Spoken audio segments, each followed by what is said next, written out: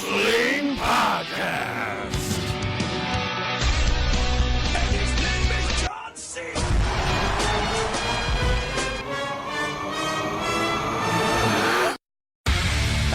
Banter, and all the banter. It's the future. It's far future. Friday, April 22nd. Kayfabe. April 22nd, 2016. And you are listening to On the Heels Wrestling Podcast. I'm Kyle. I'm Ray. And I'm Brittany. So we're three coworkers who enjoy pro wrestling. This podcast gives us the space to talk about all the aspects of our favorite pastime without getting the shitty looks we would get from the rest of our office. This podcast is about giving you consistent, bite-sized commentary on the world of wrestling, focused primarily on WWE's main roster and NXT, some indie stuff, and some international stuff. Yeah, and we're going to make good on that promise this Woo! week. Yes. Every week we recap previous Raw, NXT, pay-per-view, takeover, and roundtable discussions. This week, we are going to jealously and sort of very intently listen to Brittany regaling us at the entirety of her WrestleMania weekends. It's not just TakeOver, it's not just WrestleMania, it's not just Raw after WrestleMania. There's Access, there's indie shows, WrestleCon, like, take it away. Yeah, so, my first WrestleMania, probably for context, was 31. So in San Jose last year, where Seth Rollins cashes in. It was awesome. And it was the first time I'd ever been to a WrestleMania, so I didn't fully understand, like, what WrestleMania was. I thought it was, okay, there's going to be an NXT show, there's going to be WrestleMania, and then there's going to be a Raw. And turns out it is way more than that. And every Uber driver you talk to while you're in whatever destination city is surprised when they find out that there's like an entire week of just wrestling fans running around. It's So crazy. part of the thing is that because you have such a giant influx of fans from all over, internationally, locally, across the US, wherever, because there are so many wrestling fans in one place, all of the independent promotions will travel to the WrestleMania location and will put on shows. Yeah. And this is a huge benefit to both casual and hardcore wrestling fans, because you get to see people you've never seen before.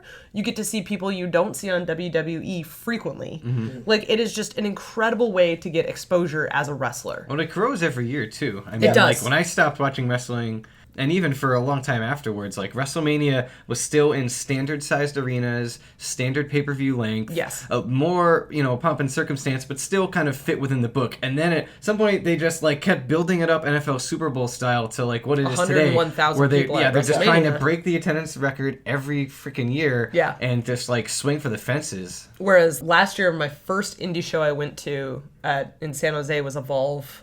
I think it was 51 or 52. Yeah. There were 3 rows on each side of the ring.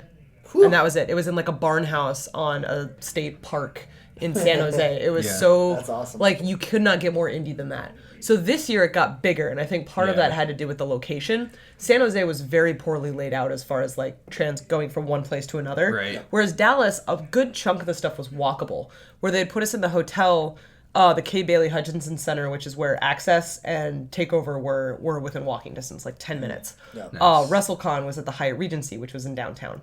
And then the only thing you really had to travel to was the stadium, which if you bought the travel package, they gave you a shuttle for. Right. So it was pretty cool. So we landed on Tuesday. I had never been to Texas before, so we spent like a day just kind of exploring the city and whatnot. And it was really interesting because they start putting up the banners and stuff kind of in the middle of the week. Yeah. So Tuesday I'm walking around the city, whatever, and then Wednesday all of a sudden you start to see a banner for Sasha Banks, and then a banner for Roman. And it was really cool because Sasha was actually the only woman featured on one of those street lamp banners, and I was like, this is freaking sweet. Like, she's there right next to The Rock, right next to Brock Lesnar. Like, this is women's wrestling. I love it.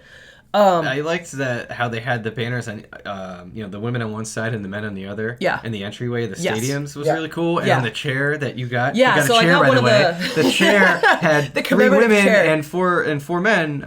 2 from each match. Yeah, and Charlotte's like right dead in the middle. In the middle, yeah. It was Yeah, awesome. no, it was like they really went full out in all of their promotion of the women as equal superstars to men. And you saw that, like, the chairs, the banners, everything. That's awesome. It wasn't just like this one belt at the show. That's like awesome. it was definitely something was like a bullet point on some sort of marketing sheet that they gave to everybody. Like, the women are equal. Let's make sure that this is the common thing throughout. Did you get the PAX feeling, kind of like here at PAX Game, you just start talking to random people about Comic-Con stuff you like? Are you style getting that, like, with other wrestling convention. fans, talking to them? Just like, you're seeing all each other's like stupid ass t-shirts. Like you all know what's up, and you're taking over this city for a week. So that's actually the really interesting thing, because you can totally tell that someone's there because they're all wearing wrestling shirts. Like I brought my entire t-shirt collection, which all but one of them was a wrestling shirt. And it's interesting because like the first day I'm walking through the hotel lobby and I see a guy in the Run DMC style New Day shirt. Yeah. And I just walk by and I'm like, nice. And he looks, he smiles, and then he gets going with me. And it's just like just those little things that you can do with wrestling fans, right? Yeah. So funny enough, to kind of play off of that, we were at the Hyatt, just kind of heading downstairs for food or whatever, and I get in the elevator, and there's this really big burly guy, and he's got like his head shaved on the sides, like tall up top, like wrapped up in a little ponytail, and he's got a little fanny pack that says the squared circle. So I'm like, clearly he's here for WrestleCon or something. So I ask him like, hey, so are you here for WrestleMania and stuff? And he's like, oh yeah, I'm actually in the show. Yeah. I'm like, oh, that's cool. He's like, yeah, and he's British, and he's like, yeah, but a lot of Americans here haven't really heard of me yet. I'm like, oh, well, what's your name? And he's like, Marty Scurll. I'm like, okay, well, when are you performing? He's like, oh, I'm in Evolve and I'm in the WrestleCon Super Show. I'm like, great, we'll see you. And he was in 2 of my favorite matches this weekend. Oh, man. Like, the dude is insane. He comes out, his gimmick is he's wearing this giant fur coat, and he has a little umbrella, like a 1940s pointy long handle umbrella, and he just points it and just screams at the crowd, and it's just so like classic London, but also like with his haircut, like kind of hipstery. It was super funny. It's like a hipster penguin. Yeah, or the other case, I think it was Thursday morning. We were walking around meeting with some friends for breakfast, so we decided we're going to walk through town to get there instead of just taking like a cab or whatever. And we're walking by, and me and my husband are there, and he says, oh, look, those guys are cosplaying as the vaudevillains. Wait, no, those are actually the vaudevillains. And it's totally like Aiden English and Simon Gotch, and they're in just like sweatpants and cut-off t-shirts. But Simon Gotch definitely has his mustache like all waxed up and everything. Oh, that's so cute. It's casual, like, totally casual, like not in the old timey. Yeah. And I think I texted you and Ray had asked if it was like an old grain like film effect was suddenly playing everywhere. And no, both were like, is it happening? And I think that was the strangest thing because it was all in color, like everything around me. So I didn't immediately think that they were the vaudevillains. Yeah. So we walk up to them.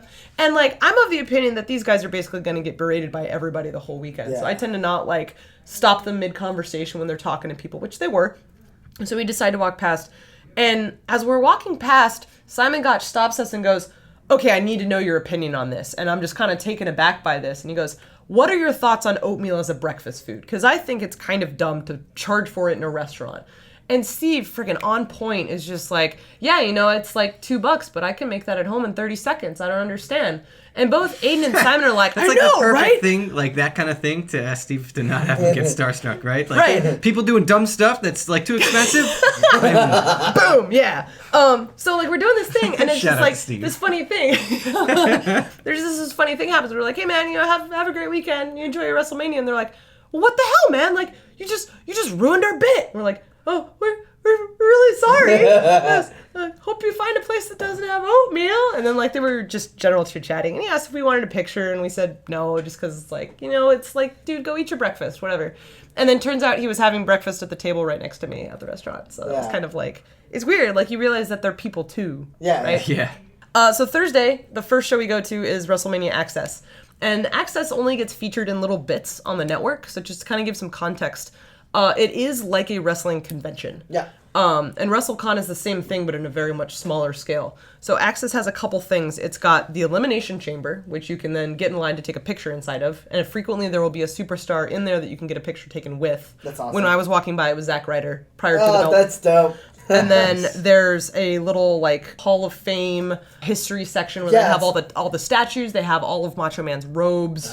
They have a bunch of pictures, some signed stuff, merchandise. A lot of the dead guys are featured there. Yeah. And then they have various tables throughout where superstars are scheduled to go and sit, so you stand in line and you can get things signed. I'm sorry, when you're painting this picture and you're like, and there's a bunch of tables, I was like, you could fall through the tables? So they actually, so this year they had a ring that you could get into and jump into, and it had like styrofoam blocks and stuff. That's awesome. But then they had a sign that said you are not allowed to climb on the ropes. So we walked towards this ring with full intention of climbing on the ropes, and then read the sign and went, well, fuck that, and then walked away. Oh, that's so good. So my favorite thing at Access is in the back, And this was a much smaller thing in previous years, but they have this little NXT section where they have a full ring and they have bleachers, and you just watch NXT matches the whole time you're there. And Access is divided up into multiple sessions. So you have like, I had tickets for 3 sessions. They were all morning sessions from like 8 until noon on Friday and Saturday and Sunday, and then I got the Thursday night one. Awesome. So the Thursday night one at the NXT section, Triple H's music hits.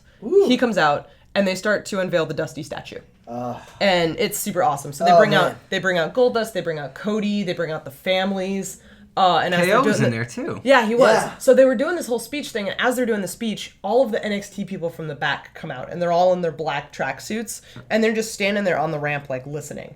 And, like, Nakamura's in there. Like, freaking everyone's in here. You got Carmella, awesome. you got Cass, you got Enzo, you have the trainers, you've got Smiley, like, everybody's there. And they just start doing this thing, and Kevin Owens is there. Like, he's not in his tracksuit because he's doing other stuff. Yeah. But he made the effort to be there because Dusty is the reason he got signed to NXT. Yeah. So at the end, when they start clapping and the NXT guys all go away, Kevin Owens gets in the ring. And it was just this really touching moment that you can do something like this, like a statue unveiling, at something like a wrestling convention. Yeah. And it means so much because, like, Cody's in the ring and Cody's Yeah. near tears, right? And we've That seen him do the whole statue thing. was like super on point, Awesome. like down to the I back loved it. fat. The right? back fat, the Yeah. cowboy boots, Yeah, like everything I was loved there. it. Yeah. Yeah, and it was funny because like Bailey even called it out on Twitter later, like, yeah, I had a conversation with Dusty this morning. Yeah, I love Because that. they mentioned in the speech that like Dusty's about, you know, he just wanted to listen. So go over to the statue and just talk to him.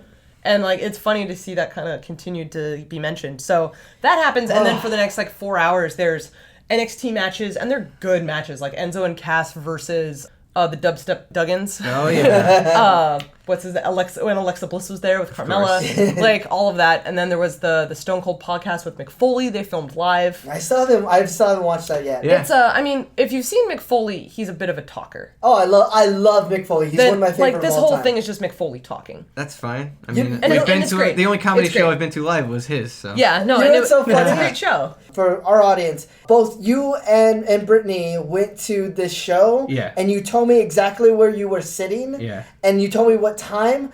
My group was sitting right next to you, and we had not. This is like a Mick Foley show like a year and a half That's ago before crazy. Kyle Yeah. and I ever started working Well, that's because with Ray. we were more noticing the group to our other side that like wasn't down with Mick Foley and Yeah. like, this girl Yeah, was, they like, were talking not trash. wrestlers, and they're just Yeah. like, he's not funny. What's Yeah. going on? It's like, yeah. no, Really the guy cut it even makes a joke in his set about how he realizes he's not a comedian and Yeah. he's a wrestler. So he just tells funny wrestling stories, Yeah. and then there's an audience for that. Yes. Go figure. Yeah.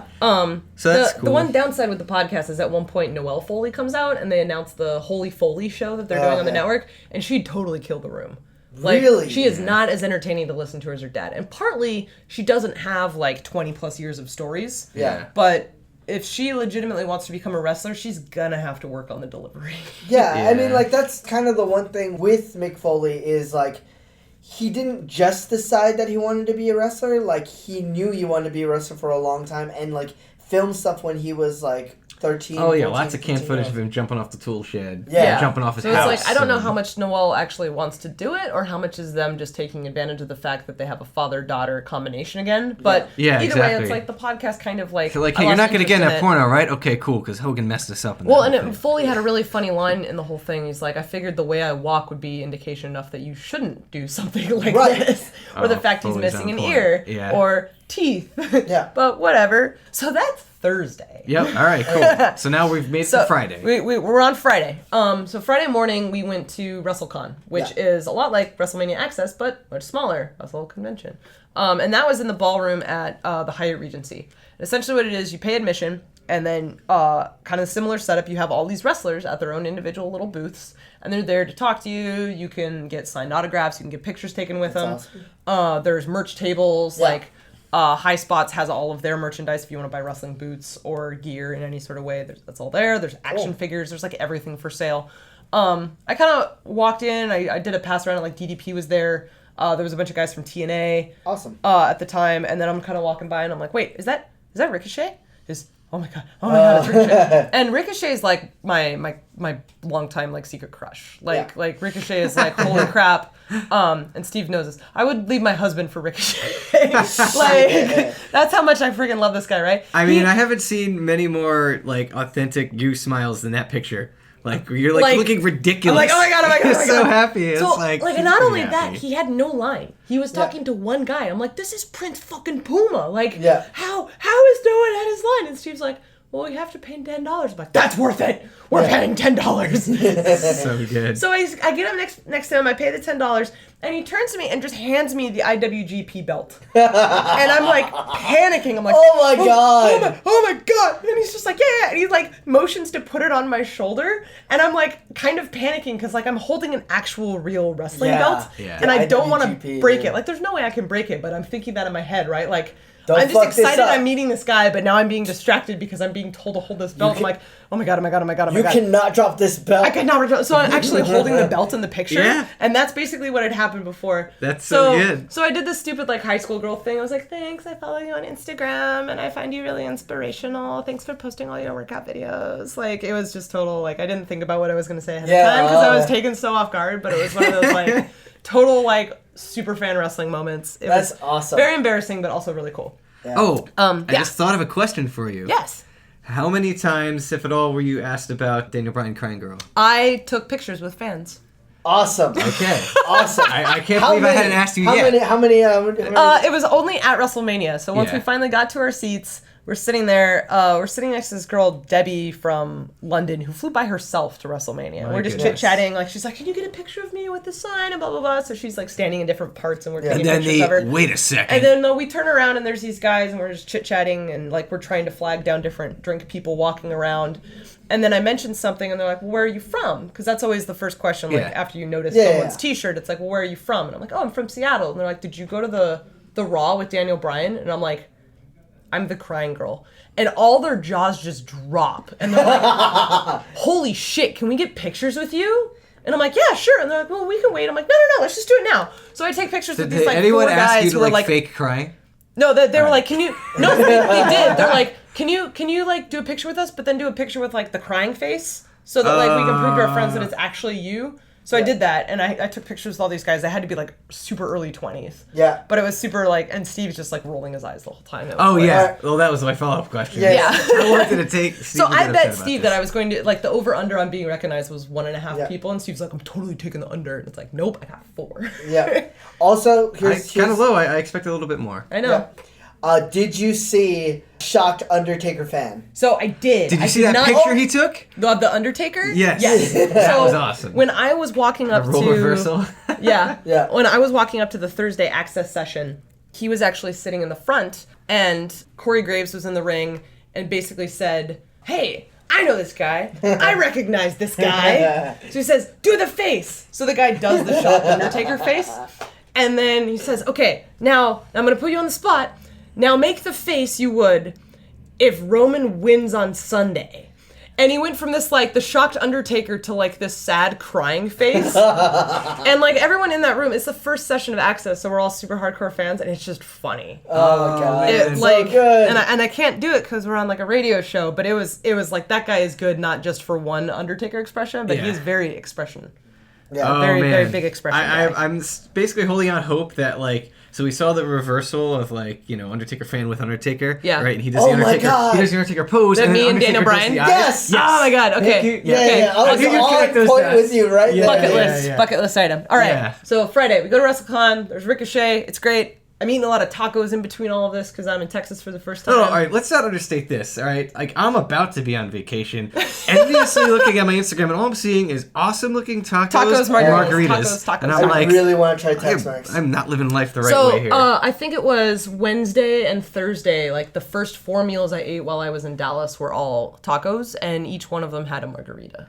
and then, was like, amazing. the first meal, non-taco meal looked awesome, too. Yeah, I don't even remember what it was. All the food there I ate was great. After WrestleCon on Thursday, we went to Evolve. Yeah. And Evolve had 2 shows that weekend. They were filming Evolve 58 and Evolve 59. We missed 59 because we went to the Ring of Honor show that was conflicting instead. But Evolve featured the second best match of the week, which was Zack Sabre Jr. versus Will Ospreay. Okay. And Ospreay's nickname is the Aerial Assassin. Okay. And there is a legit reason why. That guy does crazy shit. Like, it's not just Ospreay, it's also Sabre Jr. Like, both of them were doing things in this match that I've never seen before. Yeah. And it's not just like one or two moves. It's like the entire match is all stuff I've never seen before. Is it just more aerials, or is it like grapple? Like It's like everything. everything. It's Yeah. everything. It's Okay. like, it is one of the most incredible matches, like indies, WWE, amateur, whatever. It is one of the most incredible matches I've seen ever. I think the only reason Nakamura Sami Zayn won over is because of the story and the importance elements of it. Yeah. Otherwise, this would have hands down been the best match of the weekend. But it was phenomenal. There was a match with Ricochet. There was the Marty Scurll guy ran into the elevator. He had a match. There was Johnny Gargano and Drew Galloway, who is formerly Drew McIntyre. Oh, that's They're awesome. the tag team champions in No Evolve, shit. and they had a match that opened the show. Oh, man, that's great. Yeah, there was just like so many friggin' incredible matches that happened. Like Evolve itself is an incredible show. Yeah, I keep hearing that. Yeah, it's like and Triple H has said that they're the feeder organization for WWE, and you can start to see why that is because these guys are so good. Yeah. And they're so charismatic. Was it being recorded? Like, can we Yes, get at so these? you can find these. A lot of these guys will do the recordings and then they'll sell them as DVDs after the fact. Okay. Awesome. I know Ring of Honor has like their video on Yeah. demand that you can buy through the website. I don't know Right. what Evolve situation is, but while we were there, we actually bought the DVDs for the shows we went to last year. Dope. Oh, cool. So now I can like actually watch those again. That's awesome. Which is cool because last year in San Jose, I actually saw Apollo Crews' last match as an indie back when he was still at Wuhan Nation. It was like his go-away match as he was fighting Drew Galloway for the title, and he opened the show, and it was like, this guy seems really cool. Wait, why are they doing this kind of send-off thing? Oh wait, now I'm going to see like his like first and his last match in NXT at the same time. Yeah, it was nuts. Awesome. After Evolve, we went to NXT. And the location for Evolve was Eddie's Ranch House, which was right behind the Kay Bailey Hutchinson Center. So we literally crossed a parking lot awesome. and then went into NXT. Oh, that's dope. Yeah, so San Yeah. Jose was terrible because everything was totally all over the place. So I would have to leave shows early to go to other things. But this was, I could leave a show when it ended, casually like go walk somewhere and get in line and not rush, and then go to NXT. And NXT was just incredible. 8,000 Yeah. people, the entire arena sold out. Like, listen Yeah, to like last it week's really felt like podcast. from afar, like sort of vicariously living this through you and hearing the reports. Through my like, Instagram. Yeah, well, and just like asking you like questions and stuff. Like it felt like the lead up all the way up through NXT. Like it was just so good. I was like, this sounds so much better than last year. Oh my god. Yeah, so like, everything you're, like, killing indie-wise it. was better than last year. Yeah. And I think part of it just had to do with location and setup. And because everything was much easier to reach, I think they were able to put more money into everything because they Right. knew they were going to get more fans. Yeah. Yeah. And then just the quality of the content too sounds Every- good, right? Because everything was obviously so good. it being convenient helps you, and you can Yeah, do what yeah, you want. yeah, for but sure. like it sounds like the shows are good too, so that's awesome. All the shows are good. After NXT, we walked back across the parking lot to Eddie's Ranch House, and we watched Kaiju Big Battle. Oh, that's right. Oh crap! So I forgot Kaiju about Big that. Battle You're is gonna from have to really describe this. So Kaiju Big Battle is essentially guys in Godzilla-like costumes wrestling in a ring with little cardboard buildings in them. And it's kind of just straight up more comedy show than it is wrestling. Yes. Like the first match of the evening was Paco the Plantain versus I didn't catch his name, but it's a giant one-eyed red fire monkey. Yeah. Oh my goodness. And they battled, and by battle they kind of like, one of them tickles the other one and then like clotheslines him down, and it's just like totally just all over the place and crazy. And oh my god. And then the next match was like a dust bunny, which is literally like a bunny, and every time he jumps like baby powder flies everywhere. And a boulder that is a wood burning stove that also has tentacles. And its name was like Tentacle Boulder Stove. Like, Oh my goodness. like and someone mind made a costume and it was like, fuck, I don't know what. and these are like high quality costumes. This Yeah. isn't like actually just like people throwing random shit together. yeah. Like Paco the Plantain legit looks like a banana. And is like has this little dance move that he does when he comes out. It's really funny. Oh, so good. But like so this show is scheduled to start at midnight, which is like a half hour after NXT is slated to end. Yeah. And they started about an hour late because CZW was running at the same time of NXT. So they had a lot of thumbtacks, they had a lot of blood, they had a lot of whatnot to clean up from the arena. So Oh, by the man. time we actually got in to watch Kaiju, it was like 1:30 in the morning. So I stayed for about the first two matches and then went, I have access at 8 a.m. the next morning. I'm going to go to bed. Oh, man. So Yeah. then the next morning, WrestleMania Access again. Yeah. So there's Access, the whole signings dealio, and then there's more NXT. There's more little matches happening, and they're showing a lot of guys that you don't see on TV. It's kind of a nice way for them to test new people out. Yeah. One of them was the one awesome guy from Tough Enough who actually watched wrestling. So they signed him. I don't know if you guys are familiar with it. Yeah, there no, was I like remember one hearing guy. about it. They were like So I didn't surprised that watch he it. didn't make it. But... Yeah, everyone was basically surprised that this one guy didn't make it because he was the one guy on the show who watched wrestling. And like when they paraded them all out on Raw, he was the one that got a pop. So he's in NXT now. And he has the most ridiculous wrestling pants I've ever seen. They are barbershop pinstripe, like white and red, but it's actually an American flag. And on his butt, he's got the White House on one leg, and taking up his whole thigh is just like the head of a bald eagle. Oh, I was going to say And bald then, eagle. Oh, it gets better. And then on the other leg is on the same size as the bald eagle, taking up his whole thigh, is his face.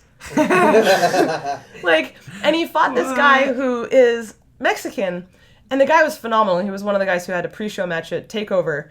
And at one point, he like gets back to a corner and he puts up his arms. He's like, "No, I'm building a wall. I'm building a wall." And he gets so much heat, and it's fantastic. And these guys just get to kind of try out whatever because the crowd's like 3 seats back, and that's it. And they're not being filmed, so they can completely do what they want. Oh, so good. It's so good. Like, Oh, I love it. yeah. That's awesome. So at Access, they also have the Superstore, which is essentially everything that's available on the website. Yeah. Plus specific WrestleMania T-shirts, and there's like a whole like Dallas 32 WrestleMania section. There's a whole thing of tchotchkes, like every single pop figure that you could think of for WrestleMania. So that's where I got my Sasha glasses. Yeah. Sasha had a pretty big section. Shinsuke's shirt was there, like, so that's kind of where they debut all the new things that are just now coming out. Yeah. So it's pretty great because you show up and then you buy a ton of t-shirts and then they all go on sale like the next day on the site and you're totally pissed.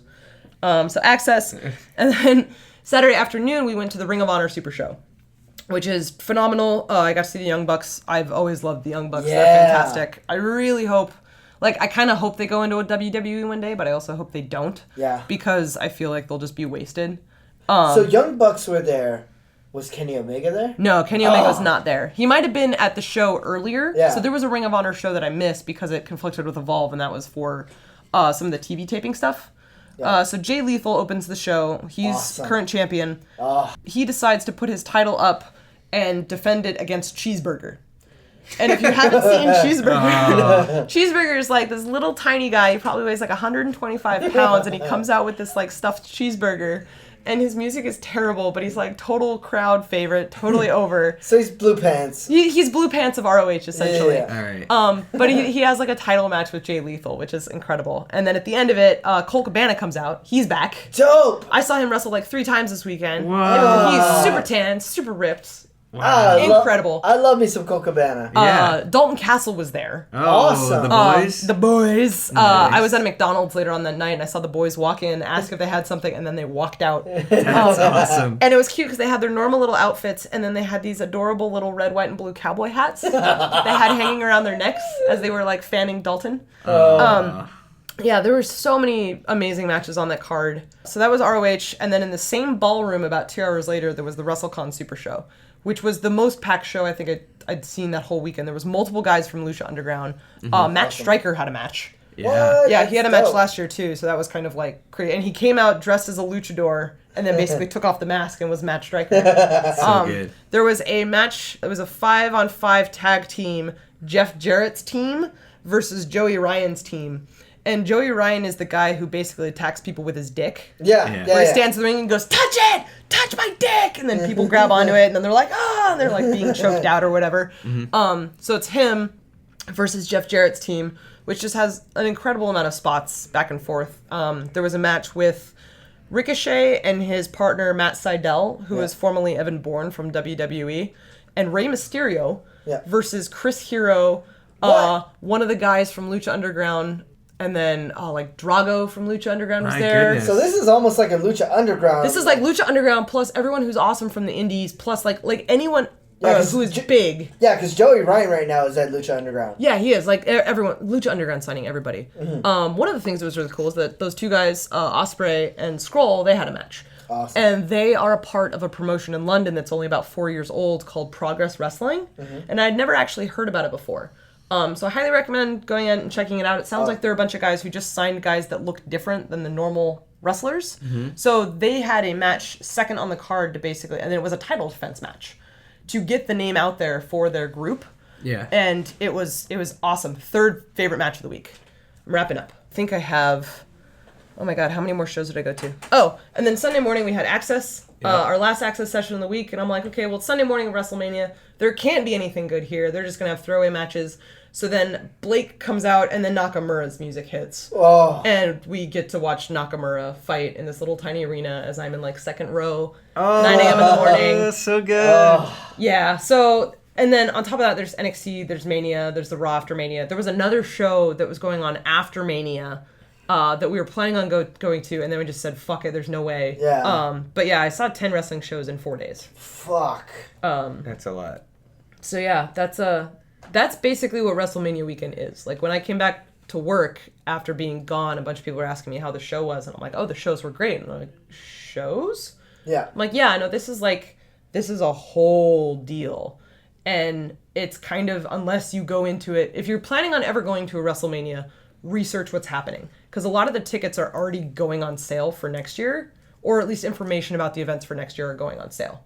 Or going up online because they're already booking the space. As soon as the WrestleMania location is announced, basically all the indies go in and start booking out spaces. Yeah. And that's part of the reason why it worked so well this year is because Dallas being in an opportune location, there were lots of ballrooms that were available that were all super close, that were very large, that could actually have a really, really good show. Yeah. So good. So you mentioned a lot of things that you were really happy with Yes. as far as your WrestleMania experience. Is Yes. there anything that you felt like was really bad, or you felt like, man, it just like they could have done this a lot better? Like, So I kind of mentioned this a little bit in the last podcast. So we went with the travel package, Right. which is essentially they have different tiers, and depending on how much money you want to spend, you get better seats and better options. So we went with the platinum package, which gives us a hotel, really good seats for Mania. I had floor seats for Mania. It was on the risers, so it was like one step up, but basically floor. I got a commemorative folding chair. Awesome. A shuttle to and from the hotel to the arena. Really good tickets for Raw, tickets for NXT, 3 Access sessions, and Hall of Fame tickets, which I ended up selling so that I could go to WrestleCon Super Show. So there's all of this cool stuff, right? And there's like another package above that and multiple below. So we had gotten the package for WrestleMania 31 and had an overall very good experience, which is part of the reason we ended up going with the package for 32.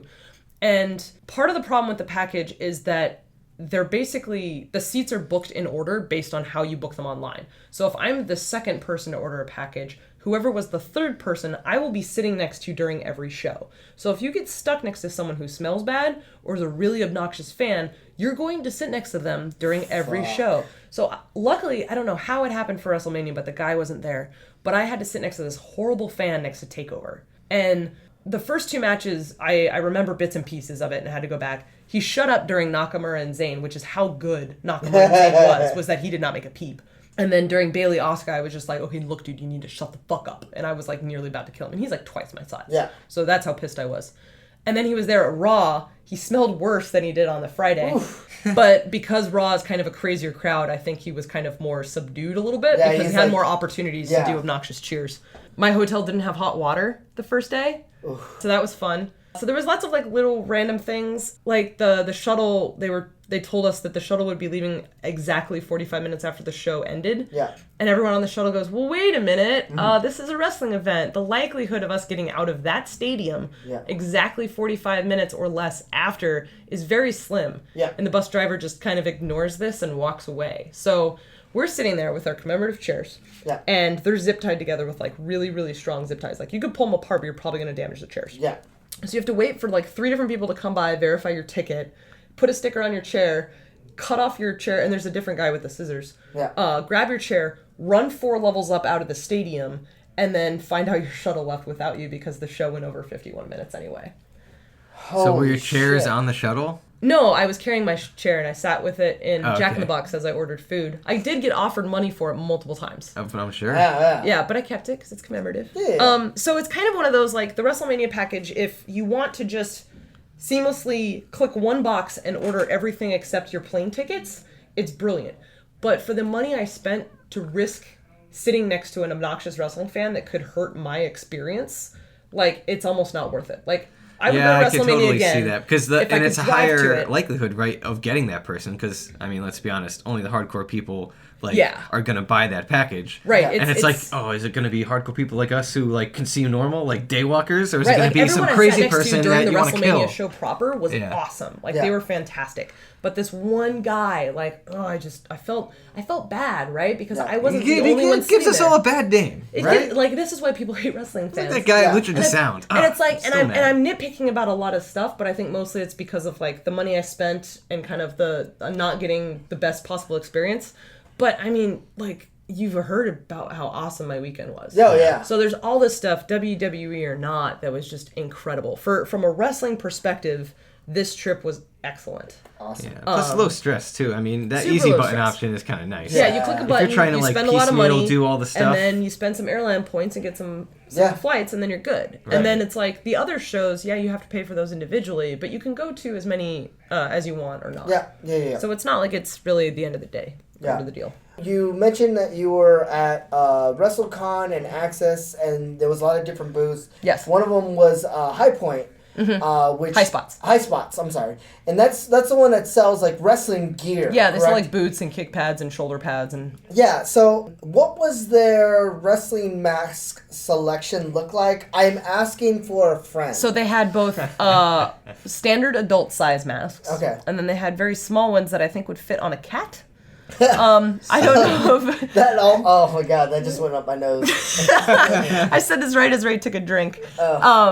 No, they were very small, and I don't know if it's mostly just like you want a mask, but you don't want something large that you're not going to wear anyway, or if it was legit meant for a cat. But they did have a pretty large selection of masks. Okay. And part of it too is like they're there so you can talk to the rep. So if you want to order something custom, Okay. they could walk you through the process. That's that's just super, saying. That's super interesting. Yeah. I will relay this information. We may or may not have bought some wrestling equipment while we were there. So Yeah, that's awesome. had to get some elbow pads. that's right. So yeah, it was overall a good weekend. If you ever have a chance to go to WrestleMania, I definitely recommend it. I probably won't be going to another one in the future just because it is such a huge bill Yeah. and time investment. Like I was gone for a full week, so Yeah. I had to spend a lot of time catching up on work. I'll probably go to WrestleMania again if it's within driving distance, like LA being the farthest. Yeah. And hopefully they come to Seattle again. If they're in LA, like my family's in LA, I will stay at my family's and I will stay with your family. so that'll about wrap it up for this week. If you like the podcast, you can find us on Twitter at OnTheHeelsWP and on Facebook.com/OnTheHeelsWP. Also, you can find us on iTunes where you can download past episodes and